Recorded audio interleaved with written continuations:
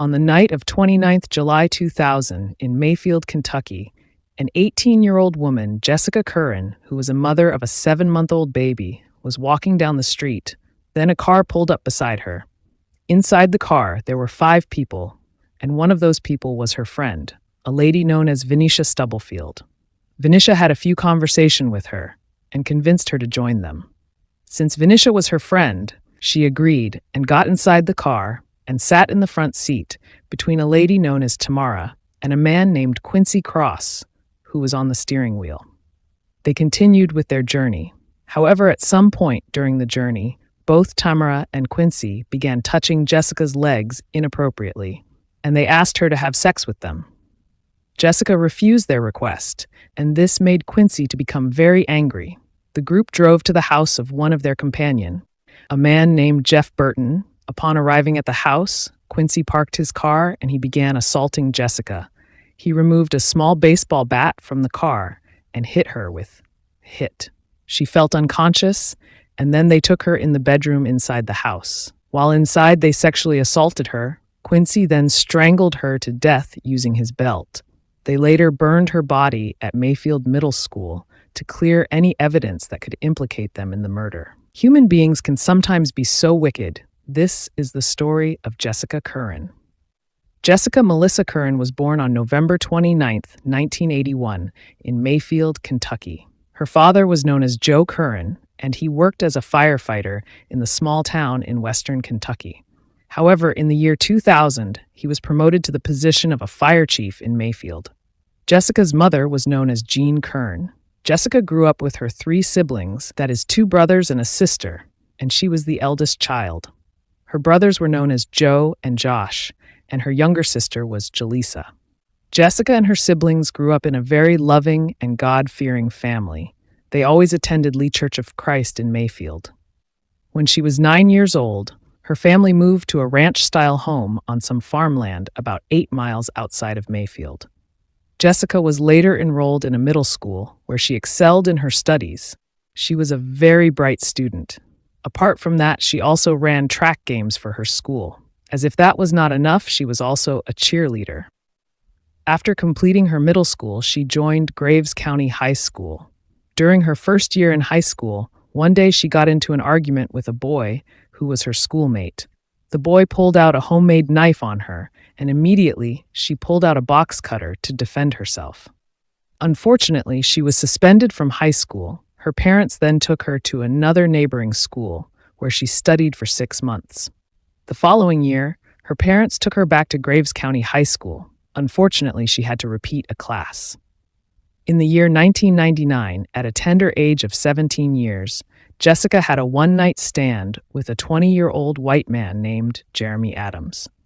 Jeremy lived in Mayfield. Unfortunately, he was a hardcore criminal who had been in records for committing a lot of crimes. Apart from that, he was also doing drugs. Unfortunately, Jessica found herself pregnant for Jeremy. On December that year, she gave birth to a baby boy, whom she named Zion Tayshawn. However, Jessica told her parents that Jeremy had raped her. Later on, the police found Jeremy in possession of drugs, and he was arrested and charged. He was then sent to prison to serve his sentence. A few months later, Jessica dropped out of school to take care of her child. She then told her parents that she was moving out of their house so that she can rent out her own house and start her life with her child. Jessica's parents were worried that Jessica, who had now turned 18 years old, was too young to live on her own, so they begged her not to move out. She refused to listen to her parents' plea, and so in mid-July 2000, she moved out of her parents' house. She then rented her own apartment in Southeast Mayfield. While there, Jessica decided to do General Educational Development (GED) tests because she had not completed her high school education. After the tests, she was enrolled at a community college in Paducah, where she started studying. While living in Mayfield, Jessica had settled down quietly in her apartment. She was always with her son, Zion Tayshawn. Later on, Jessica met a young woman who was known as Lindsay. Lindsay was also studying at the same community college where Jessica was studying at. Lindsay loved hanging out with bad boys, and soon, Jessica started following her behaviors. Later on, Jessica met a young man named Carlos Saxton. The two became friends, and later on they started dating. After dating for a few weeks, the couple began making plans of moving in together. One day, Jessica had planned to throw a Saturday night party with her friends at her apartment, and she didn't want her 7-month-old son, Zion, to be present at the party. So on July 29th, 2000, she asked her parents to watch over her son for her. Her parents agreed, and they took Zion. She also told them to pick her up for church the following morning. On the night of July 29th, 2000, a 15-year-old girl, Victoria, had gone to visit her cousin Tamara Caldwell. That night, a 24-year-old man named Quincy Cross also showed up at Tamara's house. Quincy was born in Tiptonville, Tennessee, and he grew up in an abusive home where his stepfather would continuously abuse him and his siblings. The stepfather also abused his mother badly. The toxic environment forced him to leave their home at a young age, and he went to take care of his grandmother who had Alzheimer's. He later dropped out of school while in 9th grade and he ran away. Quincy then entered into a life of crime and assaulting women. One day, he assaulted his girlfriend after he claimed that she stole his money. He almost killed her by choking her. The girlfriend then reported him to the police, and he was arrested and charged with assault, but later on, he was released from police custody. After being released, Quincy continued with his life of crime, and in fact, he even used drugs. He also sold those drugs to his members. Now back to the main story. When Quincy showed up at the house, Victoria was at the back bedroom with her cousin, Tamara Caldwell, listening to music. Quincy went to the back room where he found Tamara and Victoria. He began kissing and touching Tamara, but unfortunately Tamara was not interested, so she repelled his advances and pulled away from him. She told him that he can kiss her cousin Victoria. Quincy became agitated by Tamara's rejection as she ran out of the room and shut the door behind her. He was left alone with Victoria in the room, so he sexually assaulted her and then left the room after he was done. After Victoria had been sexually assaulted by Quincy, she took a shower and then left the residence for a while. A few hours later, she came back and found Quincy and her cousin Tamara in the company of another man named Jeff Burton. Victoria never reported to anyone that she had been sexually assaulted by Quincy. In fact, she acted as if everything was okay. That night, her cousin Tamara confided in her that Quincy said that he was going to kill someone that night. A few hours later, Victoria's sister came to Tamara's house to pick her up. After picking her, they left Tamara's house and walked back home. When they arrived at home, Victoria went straight to her room and she began watching the television. Meanwhile, that night, Tamara, Quincy, and Jeff got into a white car, and Quincy drove them to Victoria's place to pick her up. When they arrived, Tamara went to knock on the door, and Victoria came to open the door. She found out that it was Tamara. So they talked for a few minutes, and Tamara asked her if she wanted to go for a ride. Victoria agreed, and so the four of them left together. With Jeff Burton in the back seat, the group drove a few blocks away, and they picked up a young woman named Vinisha Stubblefield. Vinisha was a good friend of Jessica Currin. She suggested that they should go and also pick up Jessica Currin. The group agreed, and they drove a few more blocks where they saw Jessica walking down the street. So they pulled over, and Vinisha had a few conversations with Jessica and convinced her to go with them. So Jessica agreed and got into the car and sat in the front seat between Tamara and Quincy. At some point during the journey, both Tamara and Quincy began touching Jessica's legs. They asked her to have sex with them. Jessica felt uncomfortable, and she flatly refused to agree to their request. She pushed Quincy's hand off her. This caused him to become so angry. The group then drove to Jeff Burton's house, where Quincy parked the car and began assaulting Jessica with a small bat that he got from the car.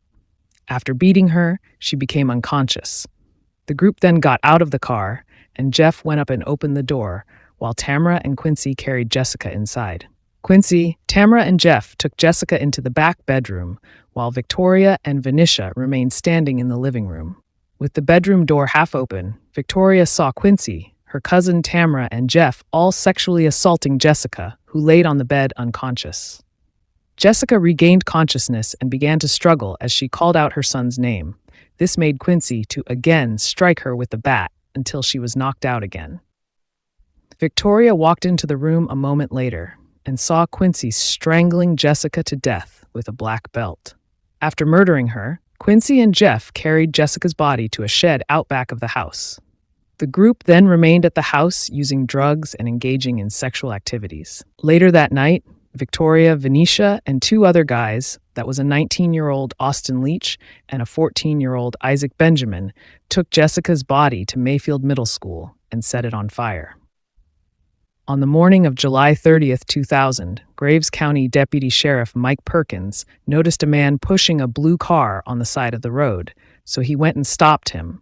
He then began questioning him, and that is when he learned that the man was known as Quincy Cross. As the questioning continued, Quincy told Mike that he had ran out of fuel. Mike noticed that Quincy didn't have a shirt, shoes, and belt on. Besides that, he also discovered that Quincy had the smell of gas on his clothing. Mike also noticed that there was a gas can in the back seat of his car, so he began searching the car. While searching Quincy's car, he found cocaine inside the car, and so he arrested him for being in possession of cocaine, which was an illegal drug. As the deputy sheriff was arresting Quincy Cross, suddenly Quincy told him that he was afraid that he would be charged in Jessica Currin's murder. Deputy Sheriff found it strange that Quincy was talking about the murder of Jessica Currin because at that time, nobody knew that Jessica had been murdered. Besides that, her body had not even been discovered. On that same morning, Jessica's parents showed up at her apartment to pick her up for church just as she had earlier on told them. They knocked on her door, but unfortunately, she didn't answer, so her parents assumed that she was still with her friends.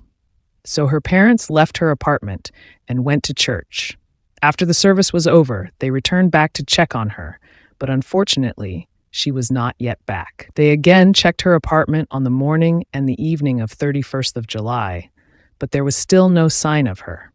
They found it odd that Jessica had not even called to check on her son. So they took their grandson back to their house. Her father believed that there was nothing the police could do at that point, so they decided not to call them. They believed that Jessica would show up. On the morning of August 1st, 2000, at around 9:30 a.m., a teacher from a local middle school stumbled upon a burned body of black woman. The body was against a black wall behind Mayfield Middle School. The body was badly decomposed. She saw a clump of hair about 20 feet away from the body. The victim had been hit in the head and her nose had been broken. She also saw a bottle that smelled strongly of gasoline at her feet. The teacher also discovered that the underwear of the victim had been forcibly ripped off, and it was beside her body, and there was a charred braided belt wrapped around the victim's neck. So she immediately called 911 and reported the incident.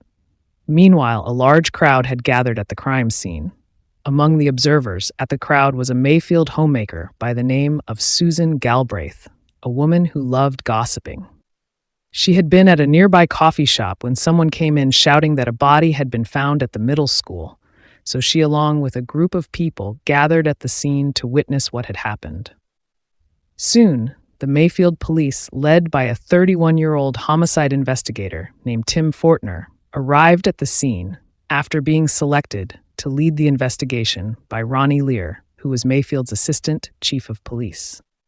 Tim Fortner had began working as a deputy jailer before being promoted to the position of a patrolman with Mayfield's police department. Surprisingly, he had no experience as a detective in investigating homicide cases. In fact, this was his first homicide case, and so he had no idea on what to do. When he saw the body, he thought that it was a burnt mannequin.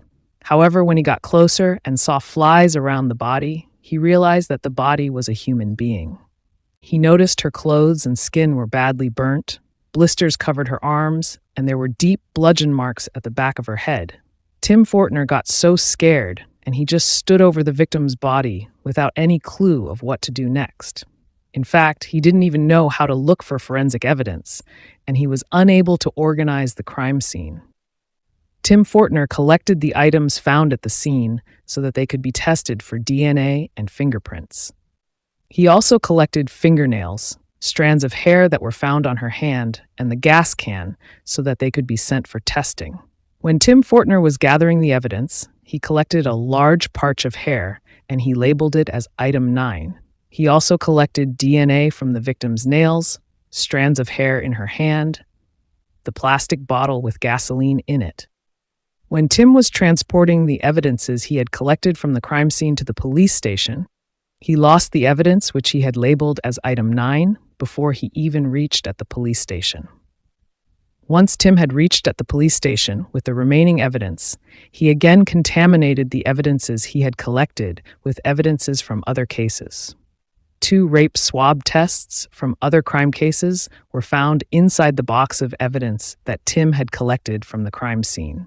While at the police station, Tim again lost some evidence, and as time went by, he also misplaced other evidences. The body was taken to the local medical examiner's office so that an autopsy can be done and the body can be identified. The state medical examiner, Dr. Mark Levon, used dental records to reveal the identity of the victim, and indeed, he was able to confirm that the victim was Jessica Currin. He then performed an autopsy on the body, and he discovered that Jessica had died by strangulation because of a charred black braided leather belt found wrapped around her neck. Soon news about the discovery of the burnt body spread throughout the city. When Jessica's parent heard about the news, they went to the police station to confirm if the body belonged to their missing daughter, Jessica. When they arrived, the police showed them pictures of the burnt body. They also showed them the victim's clothing and jewelry, and they were able to confirm that the body belonged to their daughter, Jessica Currin. The police also showed them the autopsy report, which confirmed that the burnt victim was their daughter. The couple were so devastated to learn that their daughter had been murdered. Jessica Currin's funeral was held on August 5, 2000, at Byrne Funeral Home. Friends and family gathered to pay their last respects to Jessica Currin, who left behind her 7-month-old son. Jessica was then buried at Peaceful Valley Cemetery in Graves County, Kentucky. As the investigations into her murder continued, Tim Fortner continued making a lot of mistakes. He never even interviewed those who knew Jessica Currin. He also ended up losing other important evidences, like the clothes that Jessica wore and the fingerprints which had been collected at the crime scene. He even had the apartment of the victim cleaned up before investigating it. Meanwhile, the police began linking Quincy Cross to Jessica's murder after his earlier confession. They discovered that Quincy had been at a party on July 29th, the night that Jessica was murdered. They also discovered that he wore a belt similar to the one which was found wrapped in Jessica's neck. So they began interviewing other people who attended that party, and they were able to get some startling revelation about the belt found on Jessica's neck and Quincy missing a belt. They also got some revelation about Quincy's suspicious behaviors on the morning after the murder of Jessica Currin. Surprisingly, Quincy was dropped as a suspect in the murder of Jessica Currin. Instead, a $10,000 reward money was offered for any information about the murder of Jessica Currin. Months passed with no breakthrough in the case. 6 months later, investigator Tim got numerous tips that sometimes back Jessica had threatened Jeremy Adams, who was the father of her son, that she would tell his current girlfriend about their relationship and that they had a child together. Tim figured out that Jeremy may have murdered Jessica so that he can keep her quiet, so he went to jail to speak with Jeremy Adams. During the questioning, Tim Fortner informed Jeremy Adams about the murder of Jessica Currin. He then showed him Jessica's crime scene pictures so that he can see if Jeremy knows anything about the murder. Jeremy Adams was so shocked to learn that Jessica had been brutally murdered. Investigator Tim Fortner didn't find anything that would implicate Jeremy in Jessica's murder, so after the questioning, he left him and went back to the police station. Meanwhile, Jeremy Adams went back to his cell and he confided in his cellmate, a man named Jesse Roberts, about the murder. He told him about the details of his conversation with investigator Tim Fortner. He told him about the details of Jessica's crime scene pictures, which investigator Tim had shown him.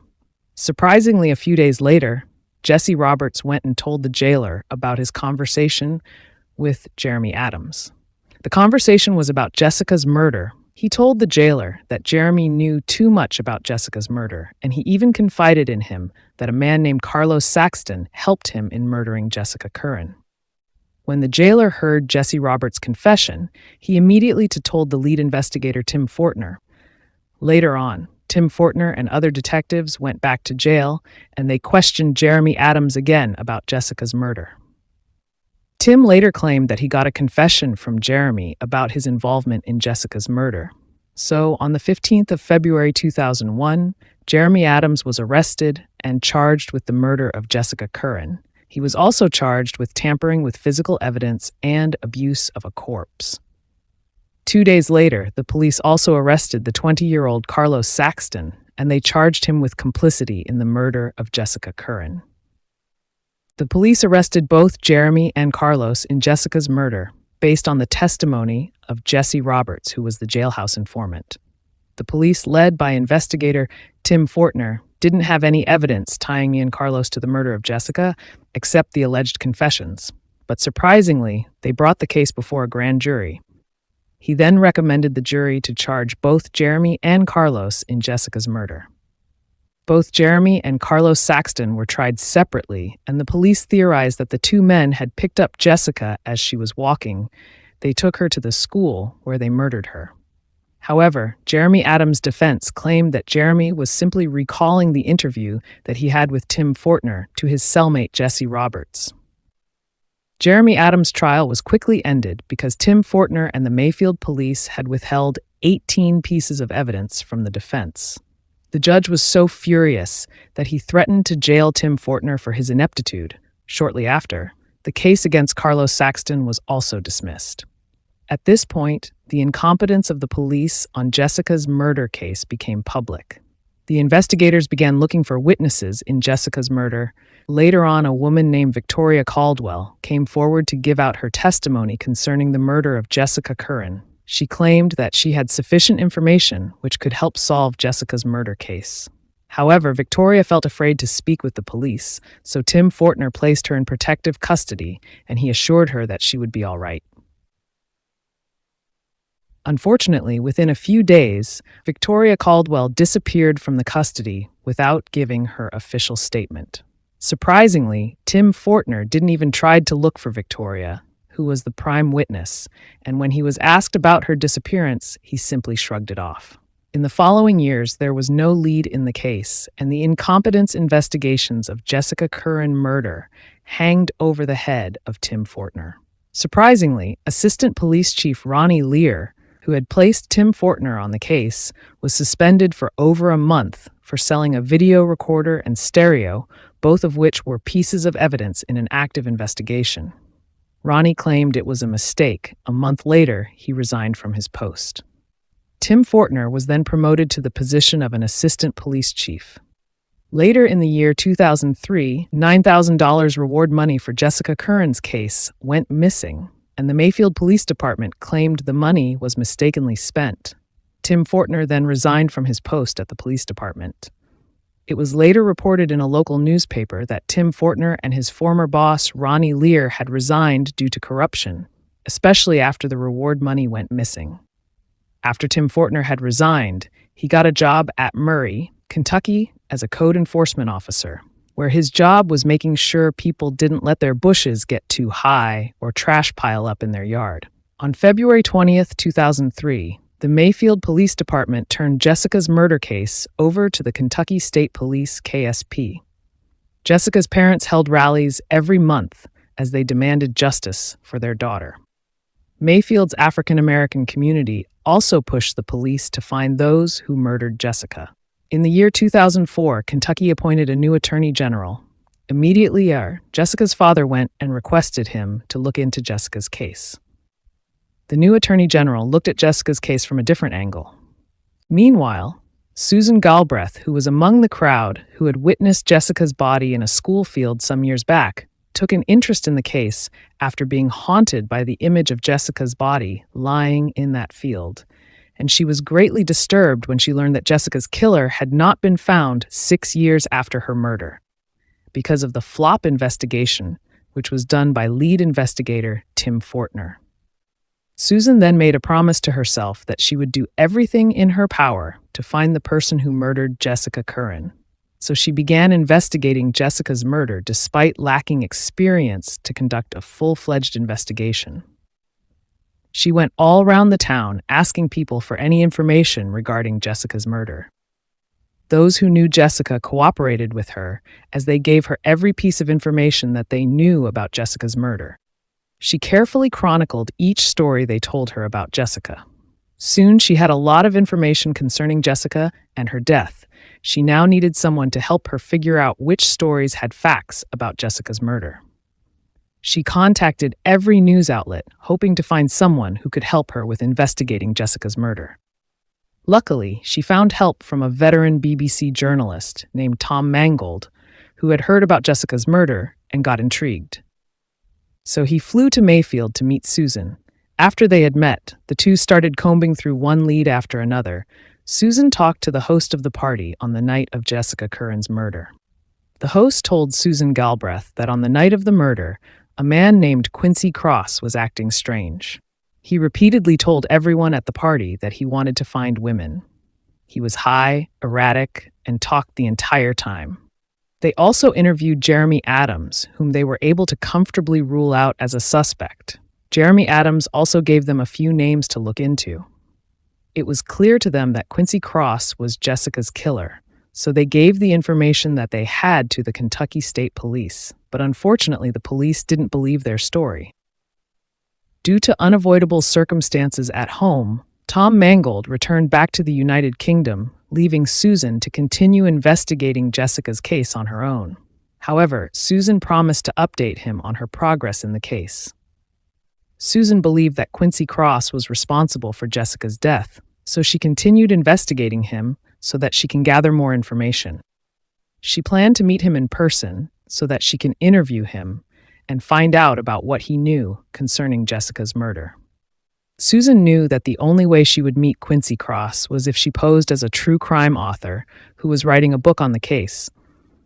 So she talked to one of Quincy Cross' cousins about writing a book on Jessica's murder, and she wanted Quincy to tell his side of the story. So Susan asked him to arrange for her a meeting with Quincy Cross. So the cousins spoke with Quincy Cross about Susan's request, and fortunately, Quincy Cross agreed to meet with Susan. The KSP had already known that Susan was going to meet with Quincy Cross, and they decided to let her do it. They called her and fit her with a wire, so Susan went to the interview. However, the Kentucky State Police parked their car around the corner in case anything went wrong when Susan interviews Quincy Cross. So on February 25th, 2005, Susan met with Quincy Cross at his cousin's house. During the meeting, when Susan spoke about the condition of Jessica's body, Quincy became very upset. He appeared agitated. He asked Susan whether any DNA was found on the bottle, which was next to Jessica's body at the crime scene. However, Susan couldn't recall the bottle ever being mentioned publicly. During the interview, Quincy Cross began stalking Susan. However, she had already gathered a lot of information, which had been recorded through the wire that she wore.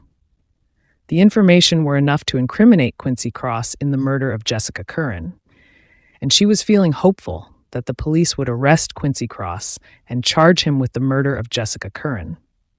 By that time, everyone in Kentucky knew that Susan was conducting a private investigation about Jessica's murder.